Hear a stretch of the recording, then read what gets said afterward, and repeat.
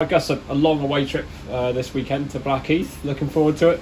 Yeah, I mean, well, it's not the furthest we've got to go, so it's nice to get the night in beforehand, and spend that Friday evening with the boys and get head switched in really. So yeah, hopefully carry a bit of momentum on from last weekend and get back on track really.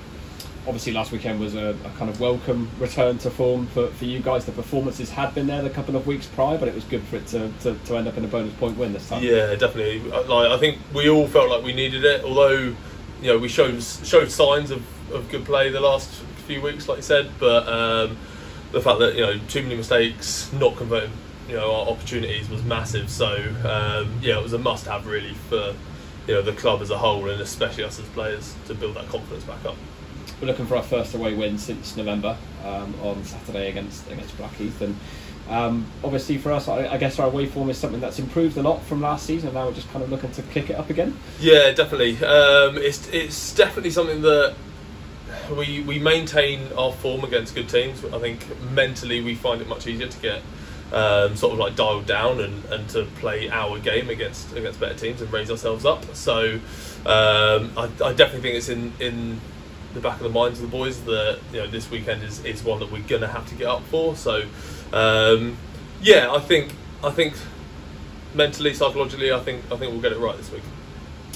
Just in terms of the squad as well, it's obviously a little bit younger this weekend, or last couple of weekends though it has been. You've obviously got Jake playing alongside you in the third row, the back row.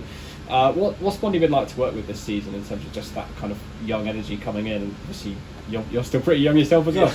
Yeah, no, it's brilliant actually, because a lot of the time, especially when it comes to things like away games, when actually you do need to find that little bit of extra energy. And he's great off the bench as well, but now bringing him in to start, it's not just his own game which gets impacted by that energy.